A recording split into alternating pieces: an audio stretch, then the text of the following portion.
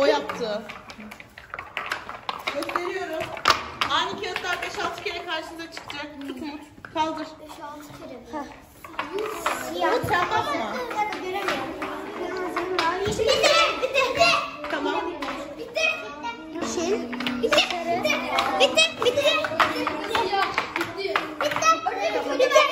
Tamam gördüm. Evet. Güzel. Sağ elini göster. Bak. Şey. Durma. Evet, öksürük özellikle kış aylarında işte ailelerin ve çocukların konforunu bozan bir durum. Öksürüğün de pek çok sebebi vardır. Enfeksiyonlardan da kaynaklanabilir, astım gibi durumlardan da kaynaklanabilir. Biz bunları muayenede ayırt edebiliyoruz. Ailelerin dikkat etmesi gereken bir öksürük olduğunda, bir enfeksiyon durumunda bu öksürükler aslında 2-4 haftaya kadar uzayabiliyor. Çocuk sağlığında, çocuk hastalıklarında biz öksürük kesici ilaç gibi bir şey kullanmıyoruz. Genelde rahatlatıcı tedaviler veriyoruz. Destek tedavileri veriyoruz. Öksürüğü kesen ne yazık ki mucizevi şurup gibi bir şeyimiz yok.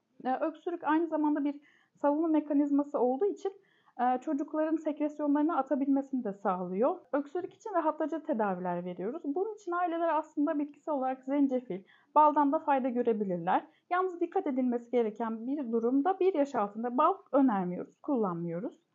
Onun dışında ılık su, tavuk suyu çorbası, öksürüğü kestiğine dair çalışmaların yapıldığı, kanıtlandığı besinlerdir. Bunları çocuklarına verebilirler. Öksürükle ilgili bir diğer aileleri rahatsız eden durum da gece öksürüğü. Gece öksürüğün de yine pek çok sebebi vardır. Geniz akıntısı olabilir. Özellikle yattığı zaman öksürüğe sebep oluyor.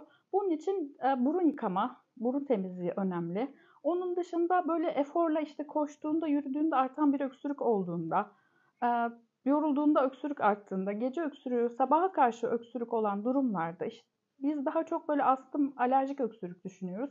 Yine bu tarz durumlarda da bir çocuk hekimi tarafından muayene edilip ona göre ilaç tedavileri düzenlenmeli.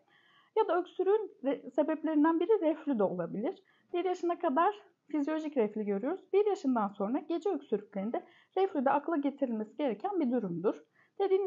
Dediğim gibi çocukta bir öksürük olduğu durumda mutlaka bir çocuk hekimi tarafından muayene edilmelidir.